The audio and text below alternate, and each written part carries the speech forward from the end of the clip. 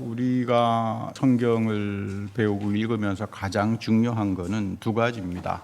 하나는 성경이 쓰여졌던 역사적인 자리를 반드시 알아야 된다.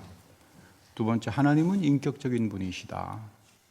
인격이라고 하는 말은 언어가 다 구체적이에요. 성경에서 언어를 배우지 못하면 성경의 언어는 우리가 세상에서 배우는 언어하고 완전히 달라요. 이거를 우리가 언어적인 것, 인격적인 것, 구체적인 것, 이것을 성경에서 배우지 못하면 다 추상화해버리고 자기가 알지 못하는 이야기들이나 하고 그러다가 보면은 교회를 다녀봐야 참 그 인생 불쌍해져 버리고 맙니다. 오늘 본문도 그래요. 다윗을 추적하다가 사울이 굴속에 들어갔는데 환한 데 있다가 깜깜한 굴속에 들어가니까 보이지 않겠죠.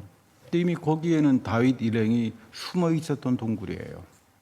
그러니까 숨어 있었던 다윗에는 사울이 정확하게 보일 수 있겠죠. 일구수 일투족 그대로. 흔히 우리 말에 원수는 외나무 다리에서 만난다고 지금 그런 상황이에요. 근데 여기 오늘 본문에 보면 다윗의 사람들이 채근해요. 아유, 지금 당신을 쫓아서 죽이려고 오는 사울 왕이 지금 이 기회가 됐으니까 죽여야 될 거 아니냐. 하도 이제 보채니까 심지어 이렇게까지 말합니다. 여호와께서 당신에게 이르시기를 내가 원수를 내 손에 넘기리니 내 생각에 좋은 대로 그에게 행하라 하시더니, 이거 여러분 마귀라고 하는 놈들은요 하나님 말씀 가지고 장난쳐요. 여기서 이제 다윗의 태도를 우리가 봐야 돼요. 여러분 성경에서 말하는 마귀가 뿔 달리고 나오는 줄 아십니까? 다 광명한 천사를 가지고 다 진리를 이야기하는데 이게 전부 다 하나님 말씀에 의해서 심판당하고 이 영분별을 하지 못하면 우리 시대는 굉장히 위험한 시대가 됩니다. 이거 지금 세상적으로 너무 어두워요. 세상이 이렇게 타락했나. 말들을 다 거짓말들을 하는데 다 광명한 천사처럼 나와가지고 있죠. 여러분 영분별해야 됩니다. 그래야 영적 투쟁할 수 있어요. 다윗 사람들도 그러잖아요. 여호와께서 당신에게 이르시기를 내가 원수를, 하나님 말씀 갖다 놓고 좀 써먹는 거 아니에요. 근데 다윗이 사울의 겉옷을 베고 난 다음에 가슴에 찔렸다, 마음에 찔렸다.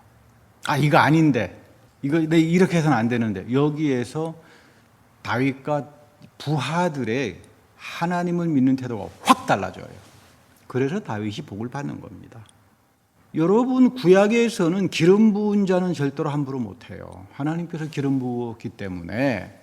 신약에서는 그게 뭐라고 하냐면 성령을 거스르지 마라, 그 용서받지 못한다, 그 말이에요. 그러니까 사울이 아무리 밉더라도 하나님께서 기름을 부어서 왕으로 세워놨는데 내가 어떻게 하나님 일을 내가 대신할 수 있느냐.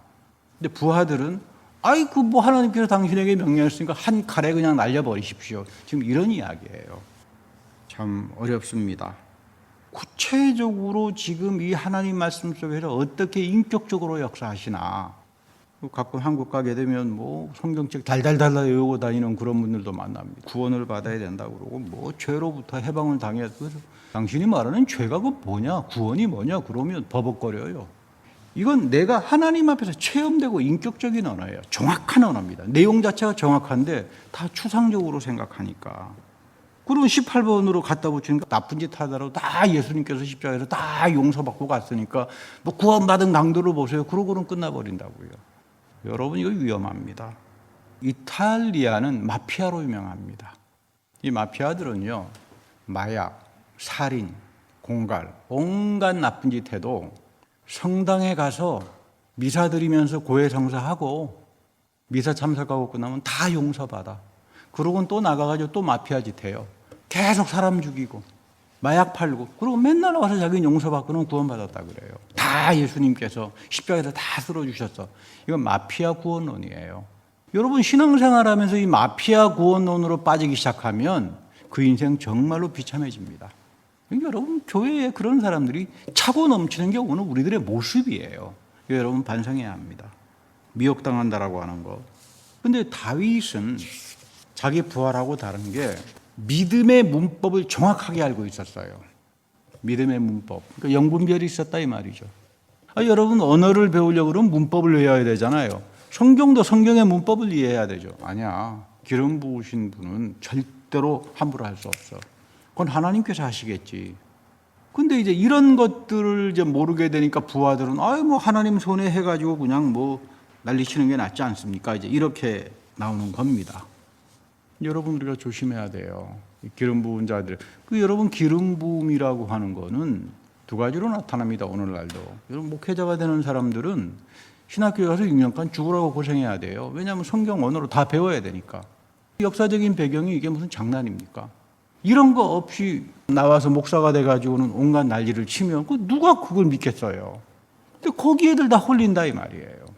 이게 참 안타까운 이야기예요. 우리가 중요한 거는 이 하나님 말씀을 통해서 항상 무엇이 하나님께서 원하는 뜻인가 그 뜻을 알고 내가 행동을 가지고 살아가는 것. 목회자만 여러분 기름 부음을 받습니까? 교회에서 여러분들 직분을 받는 기름 부음을 받잖아요. 그거 소중하게 여겨야 돼요. 그거 세상에 미쳐가지고 이러다가 있죠. 그게 여러분들에게 다 화가 되는 겁니다. 그 목회자도 그렇잖아요. 기름 부음을 받은 사람이 목회자로서 엉뚱한 짓을 하고 다니게 되면 그 얼마나 세상에서 그거 손가락질을 당하고 그게 하나님의 영광을 다 가려버리는. 그러나 여러분 그런 목회자도 있지만 제가 가서 보니까 참 시골에서 정직하게 하나님 말씀 붙들고 정말로 구원이 뭔지를 알고 살아가는 그런 목회자들도 많아요. 엉터리 같은 정치가들도 있지만 선량한 마음을 가지고 기독교인입니다. 목사님, 내가 국회의원인데 말씀의 가치를 가지고 살고 싶은데 좀 도와주십시오. 이런 분들도 계세요. 그래서 하나님께서 이런 사람들을 통해서 아직 참고 계시는구나 그런 생각을 합니다. 흔히 대한민국에서는 인문학 하는 사람들이 최고로 치는 게 호모의 일리아드 그래서 호모의 일리아드를 배우자 그러고 여기서도 인문학 저기서도 인문학 하는데 저는 처음에 읽다가 던져버렸습니다. 첫 마디가 뭐냐 하면 분노하라. 분노해서 죽여라.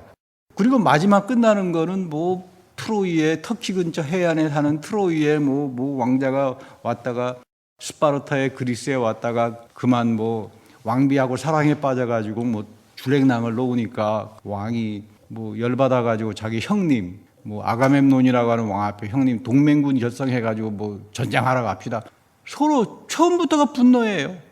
죽이고 살리고 그러다가 다 죽습니다. 아킬레스라고 하는 거 유명한 지역 영웅도.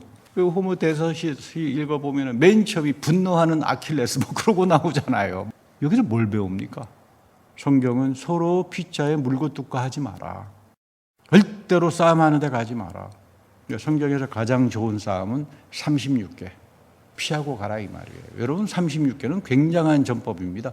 손 하나 대지 않고 이기는 방법이잖아요. 우리 신앙생활 하면서 분노하고 자기 혼자 옳다고 생각하고 사람들 정죄하고 교회가 이러면 되느냐 이런 거 하지 말아야 돼요. 그거 진짜 기름 부음에 어긋나는 짓들을 하는 사람들이에요. 하지 말아야 돼요. 항상 하나님께서 모든 것들은 의롭고 정의롭게 해결하신다. 그 자기는 똑똑하고 도덕적으로 우월하고 하는 짓이라고는 이런 사람들은 어떤 사람들이냐면 하나님의 음성을 들은 사람들이 아니에요. 뱀의 음성을 들은 사람들이에요. 그러니까 하나님 자리에 대신해가지고 온갖 남 비판하고 정단하다가 결국은 자기가 망그러져 버리죠. 마피아 같은 사람들이다 이 말이에요. 바리새파가 돼버리고. 국회에서도 그렇지 않습니까? 정치가들도 자기 혼자 옳다고 하다가 결국 나중에 다 밝혀지게 되면 가는 데가 감옥밖에 없잖아요. 누구 하나 회개하지 않아요. 우리가 신앙생활하면서 조심하게 해야 되는 것은 하나님의 뜻과 원하시는 바로 우리가 이루어드리자. 이렇게 또 말씀하시는 분들 많이 많았습니다. 우리가 하나님을 도와드려야 될 거 아니냐. 우리가 하나님을 도와드려야만 하나님께 귀한 영광을 돌릴 수 있지 않겠느냐. 여러분 이런 거 어려워요. 신앙생활 하면서. 절대로 신앙생활은 우리가 하나님보다 앞서가는 게 아니에요. 하나님께 순종하는 거죠. 오히려 하나님이 우리를 앞서가시는 거죠. 그러니까 그 하나님이 어떻게 이 역사 속에서 앞서가시냐를 보면서 거기에 순종하고 따라가는 건데 하나님을 자꾸 내 쪽으로 자기 생각대로 제멋대로 하다가는 결국은 자기가 뱀의 음성을 들은 망그러진 사람이 되고 마는 겁니다. 그런 잘못된 인간주의적인 온갖 우상들이 예배 속에 들어오기 시작하면 그게 눈에 보이기에는 근사한 것 같지만 우리가 하나님의 위대한 일을 한다고 생각하지만 성경은 전혀 다르게 이야기하는 겁니다. 바울도 전혀 다르게 이야기해요. 오늘 다윗은 오늘날 우리 교인들하고는 질적으로 달라요. 하나님께서 당신을 폐위시키고 나를 왕위에 앉으실 계획이라면 하나님께서 하는 거 아니냐. 내가 왜 그 사울에게 가서 그 사람 목숨을 빼앗고 왜 내가 바보처럼 가서 거초락을 그렇게 내가 칼로 베야 되느냐. 이 양심의 가책을 느끼는 거예요. 다윗의 입장에서는 정당방위 아닙니까? 좀 미움이 있고 싫은데 기름 부음에 대해서는 함부로 하지 않는다. 다윗이 그런 말을 하죠. 사울을 향해서 아니 내가 죽은 개보다도 못한 존재다. 벼룩 같다. 죽은 개털사의 벼룩 같은 존재인 나 이 다윗을 쫓아다니면 뭐 하겠습니까, 임금님. 또 이 말에 또 사윗이 또 홀깃해가지고요. 잠시 휴전이 벌어지게 됩니다만은 그 여기에서 이 사울이 왜 실패했는가? 왜 다윗이 그토록 쫓겨다니고 아무것도 아닌 사람이 결국은 아브라함에서 다윗에 이르는 천대의 복, 천년의 복이라고 하는 그 믿음의 중심으로 그리고 왜 바울이 그렇게 아브라함과 다윗의 축복을 너희들이 이어가는 게 믿음이다. 근데 우리는 그 믿음, 그 축복을 이어가지 못해요. 이게 지금 참 우리가 반성하면서 돌아봐야 합니다. 바울의 삶에서도 다윗의 영적 태도를 그대로 보게 되죠. 나는 팔싹둥이 같은 사람이다. 아니 왜 팔싹둥이입니까? 그 당시 다소 대학은 오늘날 하버드 대학이에요. 로마 제국에서. 세상 학문, 인문학을 다 관통하신 분이에요. 이거 너무 지나친 겸손 아니야? 겸손이 지나치면 교만이 되는데 그런 말 아닙니다. 바울에게는 하나님은 살아계시고 인격적이고 신령하고 두려운 분이에요. 말씀 그대로 역사하시는 분이에요. 바울도 때로는 그 하나님의 뜻에 빗나가서 두들겨 터지기도 하고 그래요. 신령한 하나님 앞에서 내 자신을 돌아보다가 보니까 난 이거 진짜 팔싹둥이 정도밖에 안 된다. 그러나 하나님께서 나의 영에 성령을 부어주시고 나에게 지혜와 지식을 넓게 하셔서 이 마지막 때에 하나님의 위대한 새 언약의 복음을 가지고 이 세상을 구원한다. 그래서 이거는 회개하는 사람에게만 나타나요. 여러분 회개 절대 못합니다. 성령이 내 안에서 신령과 진정과 신령하고 두려운 이 하나님에 대한 이 떨리는 체험을 갖지 않고서는 그거 뭐 백날 여러분 신앙생활하고 난 믿음 좋아해봐야 그거 다 자기 공주병이나 다 립서비스로 끝나고 맙니다. 이 립서비스에는 하나님 안 계세요. 하나님은 내 삶을 변화시키고 내 속에 있는 질그릇을 새롭게 해서 놀라운 축복들을 이어가는데 입만 가지고 사는 사람에게 하나님께서 어떻게 역사를 하겠습니까? 오늘 바울은 로마서 8장 28절에서 아주 중요한 태도를 말합니다. 우리가 알거니와 왜 우리일까? 이거 지금 바울 혼자의 체험의 이야기가 아니에요. 여기에는 누가도 있고 실라도 있고 디모데도 있고 우리가 지금 사도행전 공부를 하면서 같이들 여행하면서 복음을 전하면서 참 어려운 일들, 상상하지 못한 일 이런 것들을 우리가 다 알고 있는데요. 공동으로 하나님께서 이 살아계심을 내가 여러분들에게 지금 말을 하겠다. 그런 말입니다. 하나님을 사랑하는 자들은 하나님이 그분 뜻대로 부른 사람을 말한다. 그러니까 우리는 전부 다 당연히 내가 하나님 사랑하지. 근데 성경은 그렇게 말 안 해요. 내가 생각하는 것처럼 난 하나님 사랑이 아니라 하나님의 뜻대로 부름을 받은 사람만이 하나님을 사랑하는 사람이에요. 그러면 여러분 이거 흔히 뭐 나 하나님 사랑해요 뭐 이런 이야기가 복음성가에 나오는 뭐 그런 말이 아니라 정말 나는 하나님의 뜻대로 나는 그 부르심을 입었나? 이거 여러분 생각해야 돼요. 이러면 여러분 어려워집니다. 나는 하나님이 뜻에 맞게 부른 사람인가? 이건 다른 말이 아니죠. 하나님 말씀의 문법을 쫓아 사는 사람들이에요. 말씀을 지멋대로 살면서 내가 하나님 뜻 올려드리겠다 이런 사람들이 아니라 이런 허접한 인간들이 아니라 정말로 내가 이 하나님 앞에서 문법을 지키면서 하나님을 신령하고 두려운 분으로 인격적으로 만나면서 내가 그 인생을 살아가느냐 이런 사람을 가리켜서 너는 하나님을 사랑하는 자야. 여기에서부터 모든 것들이 합력하여서 하나님께서 선함을 이루어간다. 여러분 우리 모두는 다 형통하기를 원합니다. 그러려면 내 삶이 왜 형통하지 않을까? 왜 내 삶에는 이렇게 어려운 일들이 자꾸 쳐들어오는 걸까? 돌이켜봐야 돼요. 너는 하나님의 뜻대로 부르심을 입어서 하나님 말씀의 문법대로 살았느냐? 아무것도 안 하고 자기 멋대로 하는 사람에게 사울처럼 미혹이 나타나고 착각이 나타나고 이런 거를 자기도취라고 말하죠.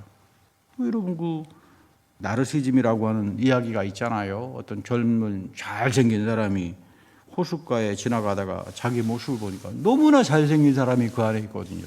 너무너무 사랑해가지고 그 모습만 보다가 굶어 죽었다. 뭐 그래서 수선화가 뭐 거기서 꽃이 피었다 그런 뭐 전설 따라 삼천리 같은 이야기가 하나 있습니다만은 이솝이 말한 우화에도 그런 말이 있어요. 강아지가 있었는데 뼈다구를 너무 사랑해요. 하루에 낙이 맨날 여기 핥고 저기 핥고 뼈다구를 가지고 살았는데 하루는 우연히 강아지가 우물가를 보게 되니까 그 안에 뼈다구가 너무 기가 막히거든요. 강아지는 그 뼈다귀에 그냥 막 반해가지고 그거 물려고 들어갔다가 물에 빠져서 그냥 죽을 고생했다. 여러분 이거 자기 도치병이에요. 공주병이죠. 왕자병이죠. 여기에 하나님 역사 절대로 안 합니다. 너는 너 우상숭배주의자다 그 말이에요. 이런 자기 우상숭배주의로 꽉 넘쳐나는 이 속에서 그래도 하나님을 신령하고 두려운 분으로 만나고 인격적으로 체험하고 그 구체적인 하나님의 계명을 지키고 이런 사람들이 있어요. 이들에게 모든 것들이 합력하여 선을 이루게 하신다. 그 정확한 뜻은 너가 어떤 일을 경험하더라도 너가 올무에 빠지고 감옥에 빠지고 어떤 흉한 일 속에서도 하나님 것 모든 것들을 합력하게 한다. 여러분 이걸 어디서 경험했습니까? 사도 바울이 사도행전에 보면 빌립보에서 데살로니가에서 그 죽을 고생하고 가서 감옥에서 그 신라하고 같이 갇혔다가 하나님께서 그 삶의 현장 속에서 선한 일들을 이뤄나가시잖아요. 지금 그 말씀을 하는 겁니다. 하나님 말씀은 구체적이고 인격적이고 체험적인 거다. 절대로 무슨 거대한 말들 갖다 놓고는 뭐 거대한 말들, 자기도 모르는 말들을 갖다 근사한 말들 씌워놓고 그리고는 온갖 자기 욕심대로 상품팔이하고 이런 것들이 교회 안에도 곳곳이 다 들어와 있는 거예요. 이건 나르시즘입니다. 미혹당하면 결국은 사울이 왜 실패합니까? 자기도 치병에 걸려버린 거예요. 자기가 뭐 잘나서 무슨 하나님께서 왕으로 세웠겠습니까? 하나님의 은혜 때문에 내가 기름 부음을 받은 왕인데 내가 잘났어 내가 똑똑해 이래가지고 결국은 사울은 패망의 선봉자. 그래서 성경에서 그런 말 하죠. 너 망하고 싶으냐? 사울처럼 살아. 그럼 너는 망해. 이 말이에요. 회개라고 하는 것 아무도 못합니다. 그리고 오늘날 회개하는 사람 아무도 없어요. 뭐 내가 무슨 잘못을 했는데. 이 자기 도취에 빠지게 되면 절대로 하나님 앞에 자기 모습을 바로 서지 못합니다. 예수님께서 그래서 가장 사랑했던 회개가 삭개오의 회개죠. 너는 회개를 통해서 합당한 열매를 맺었다. 구체적이고 인격적이니까 그래서 너희 가정에 구원이 내렸다. 오늘 이런 사람들에게 비로소 우리는 하나님의 소명을 찾고 주님의 뜻대로 내가 부르심을 입은 사람이로구나. 하나님 말씀의 가치를 쫓고 내 거룩의 중심을 들이면서 살아갈 때에 봐라. 하나님이 그 놀라운 감옥에서 문을 열어놓고 그 출애굽 광야 때 일어났던 기적이 그 옛날 이야기가 아니다 이 말이에요. 너 삶 속에 이어진다. 여러분 이거 붙들어야 돼요. 마태복음 6장 19절에서도 예수님께서 아주 소중한 말씀 하십니다. 내 보물이 있는 곳에 내 마음이 있어. 너 마음 하나님 앞에 없어. 너 보물 있는 곳에 있지. 여러분 나의 마음은 내가 가장 소중하게 여기는 데 있지 않습니까? 그거 가지고 맨날 주야로 묵상하고 하루에 수백 번 반성하고 생각하고 그거 다 쓸데없는 거다. 가장 소중한 거는 너 안에 있는 너 질그릇에 담겨져 있는 하늘의 보배예요. 예수 그리스도 안에서 너희들에게 주어지는 하나님의 신령한 그거를 눈 떠가지고 찾을 생각은 안 하고 그 뭐 정치에 권력에 뭐 온갖 세속적인 거에 여러분 그런 사람들 많잖아요. 가장 대표적인 사람들이 교회 뜰에 세상에 발 이렇게 양다리 걸쳐가지고 온갖 세상에 사는 일들을 교회 와서 다 합니다. 그거 너희들에게 구원이 없다 그 말이에요.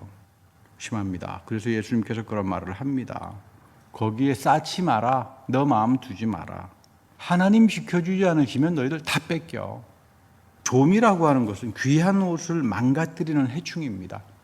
그 당시에 나사로와 부자의 이야기에 자색 옷을 입고 그 자색 옷이라고 하는 건 그 당시 로마의 원로원들이나 황제가 입은 옷이죠. 부유하게 당장 옆에서 나사로는 죽은 개처럼 앉아서 그 음식도 먹지 못하고 굶어 죽는데 예수님께서 그 이야기하는 거예요. 이거 실제로 있던 이야기예요. 33년도에 완전히 로마 경제가 도시 경제가 망그러져 가지고 그때 엄청나게 많은 사람들이 굶어 죽는데 예수님께서 지금 그 말씀하는 거예요. 부자야 너 지금 그 누리지. 너는 이미 심판을 당한 사람이야. 좀이 너의 귀한 자색옷을 다 망가뜨릴 것이다.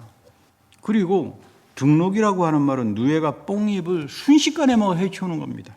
그러니까 너의 마음이 있는 너의 재산과 고물 다 개걸스럽게 치우게 돼. 이게 지금 그 당시 예수님이 로마에 대한 심판의 말씀이에요. 그때 로마가 어땠습니까? 아우구스트 황제 세계를 제패했죠. 얼마나 부유했습니까, 로마가. 예수님의 심판을 당한 게 로마예요. 다 좀이 쓸고 등록으로 끝나고 결국은 나중에 도둑놈들이 쳐들어와서 야만인들이 쳐들어와서 너희들 다 결단해 버릴 거야. 예수님 예언대로 다 되잖아요. 여기서 우리가 정신을 차려야 합니다. 너의 마음을 이런 데 두지 마라. 항상 너의 마음을 찢고 너의 재물도 권력도 명성도 다 하나님이 주셔서 선함을 이루는 데서 하나님의 영광이 나타나야지. 이걸 가리켜서 예수님은 장자의 상속권이다 이렇게 말을 하는 거예요. 우리가 장자의 상속권으로 살아갈 수 있어야 되죠. 성령의 초절매고 부활의 신앙을 가지고 사는 사람들인데 내 안에 담겨주신 하나님의 그 보배를 소명으로 내가 추리면서 사는 사람들, 이거는 여러분 절대로 우리가 사울의 실패를 본받지 말아야 합니다. 사울은 처음은 좋았지만 나중에는 완전히 비참의 대명사로 끝나버린 사람이에요. 왜 그랬을까? 자기도취병입니다. 자기도취병. 우리가 항상 하나님 말씀 앞에서 사람이 자기도취병에 걸리면 절대로 하나님의 음성 듣지 못해요. 그러니까 회개 안 하죠. 자기가 하는 생각이 항상 100% 옳다라고 하는데 이런 사람들은 어느 한순간 좀과 등록처럼 한 방에 날아가 버립니다. 그때는 후회해봐야 소용이 없어요. 아브라함과 다윗에서부터 내려왔던 이 믿음은 항상 하나님 앞에서 자기를 돌아봅니다. 기름 부은 사람들에 대해서는 함부로 하지 않는다. 성도들도 다 기름 부은 사람들이잖아요. 함부로 안 하죠. 하나님께서 지금은 저 성도가 어렵겠지만 하나님께서 잘 인도하실 거다. 여러분 목회자가 무슨 하나님 대신합니까? 이건 큰일 나죠. 이런 자세들을 통해서 나는 내 안에 주신 하나님의 말씀대로 묵묵히 이해할 거 이해하고 아니요할 거 아니요하면서 살아갈 때 다윗에게 주시는 하나님의 축복, 바울을 통해서 주시는 하나님의 그 놀라운 믿음의 축복들이 우리에게 이어지는 겁니다. 이런 귀한 축복을 가지고 사시는 여러분들이 되기를 바랍니다.